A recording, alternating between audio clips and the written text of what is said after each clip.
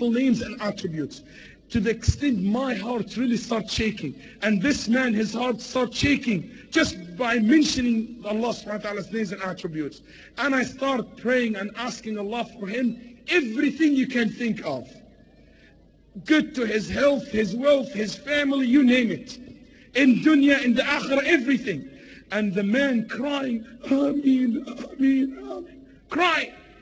Then in the end I said, oh Allah, don't give him anything from this if he doesn't quit smoking. The man was saying, Ameen, Ameen. When he heard that, he said, He stopped. Do you know why he didn't say Ameen? Because he was not ready to quit smoking. Because when he said, pray for me, it didn't really come from the bottom of his heart. It's just a word. You know what, I'm mu'min, I'm Muslim, I do good deeds, but it didn't come really from the bottom of your heart. When this heart turns towards Allah, when this soul will be totally committed to its Lord, when you submit yourself before Allah subhanahu wa ta'ala, the moment you will see the meaning of being a believer, the meaning of being a righteous person, he or she. My brothers and sisters, for any good deeds to be accepted, you must be a believer who believes in Allah as the only one worthy of worship, and you worship Him alone. 2, that you do this act of worship for the sake of Allah, to please Him. 3, that you do it according the way of Muhammad sallallahu alaihi wasallam, not according to your desire, not according to your tariqah, not according to your culture, not according to this or that. It is according to the way of the Prophet sallallahu alaihi wasallam. With this, my brothers and sisters, I ask the Almighty Allah to make all of us among the good doers, the righteous people, that they will enjoy this life and they will meet Him while the Almighty pleased with us. May Allah bless you all, and may Allah subhanahu wa ta'ala guide all of us to the straight path, and His praise and blessings and peace be upon our Prophet Muhammad sallallahu alaihi wasallam, his family and his companions, and all of you. Wassalamu alaikum wa rahmatullahi wa barakatuh.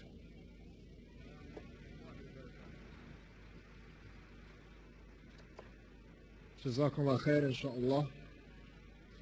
That was an excellent lecture, inshaAllah. And one of the most beautiful parts of it was your Quran recitation, inshaAllah. Jazakallah khair, that was beautiful Quran. Inshallah, we'll go into the question and answer session now. This will be a brief question and answer.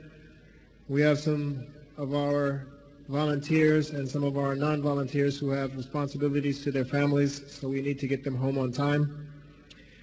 Most of you here know the rules, inshallah. We have 3 microphones, one in the sister section, one in the rear brother section, one in the front men's section. We're taking preference for non-Muslims, and we're asking non-Muslims to come forward with any comments, questions, or criticisms. We'd ask you all to line up in a queue. Don't bunch up around the mic. We ask you to be brief. We ask you to stick to the topic. We ask you to wait until called upon to ask your question. Don't just get to the mic and start. At this point, inshallah, written questions will still have second priority. So if you can get someone to ask it, it's better. Without further delay, in order to make things run smoothly and quickly in an orderly manner, I ask Sheikh Basyouni to retake the podium. And I now open the floor to questions. We'll begin in the front for the men, and then go to the rear to the men, and then to the sister section, unless, inshallah, something comes important in order to switch that order. Brother, could you please state your name, your occupation, and then your question? Also, one thing, I've noticed that some brothers, inshallah, they have a good zeal for asking questions, and they're very regular in asking questions. But if you're asking questions a lot, inshallah, try and give someone else an opportunity also, inshallah. So go ahead, brother, state your name, your occupation, and your question. Alhamdulillah. My name is Kashif. Businessman. My question, Alhamdulillah, I have heard a similar lecture before, Al-Akhirah by Imam Anwar al-Awlaqi, where he stated the series from death, science before death, and up to Akhirah, and etc. I was confused with one of the points, like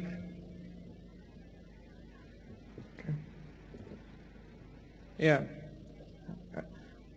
think it's exactly when the soul is being taken, for the good soul, the angels come down and they give them the bishara. Oh, you good soul, you come out. The coffins are brought from them to heaven, the angels in the white. And for the evil soul, it is the opposite. They are from the harsh material, etc. So my question is this indication for the believer or for the disbeliever is not sufficient enough as a good news guaranteeing them paradise? Because there are other hadith when I look into, like giving the books, the record of the deed in the right hand for the good doers and the left for the evil doers, which comes in the later process, or the crossing of the bridge, which is depending on their amal nama, they travel. And if there is hypocrite who's been in munafiq in Islam, they drop down in hell. That's what I think I heard. So the question then, my question was, with the way that your soul comes out, is that a sufficient proof? Is that not the sufficient proof for a guaranteed paradise? All because when the series come, I still have a doubt, is this person guaranteed or not? Because Allah also said one verse in the Quran, Al-Qariyah, that وَتَرَهُنَّ الْجَحِيمِ, that Allah will show hell even to the believers. Alhamdulillah. Good. Good. The question, just let me sum up the question. If the person from the beginning will know his destiny, why he will be terrified or be scared in the next stage in land of resurrections, or when his deeds will be weighted, when he goes over the bridge, if he knows that he's going to paradise? First of all, the scholars have raised this issue. The word of the unseen is different than the word of the seen. Here in this life, when you get an information, you keep it in your mind and you know it all the time. But it does not necessarily to mean it will be the same thing when you resurrect in the Day of Judgment. There is nothing, the hadith and the verse in the Quran does not suggest or say in any way that the person, when he will resurrect, he will remember what he have seen in his grave.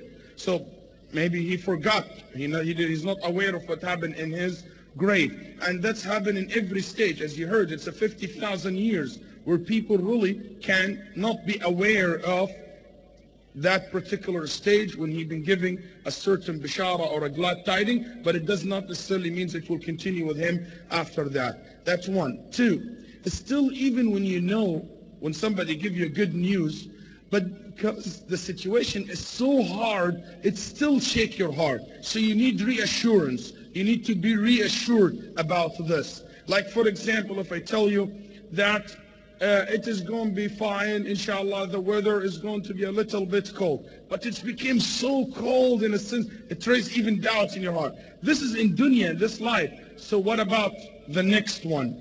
It's totally different. It's much even worse than this life. And that's how the scholars understood it. Yes, next. Next question, the rear mic for the brothers. Next question is from the rear of the brothers section. Assalamu alaikum, Sheikh. I'm Sulaiman, I'm a student.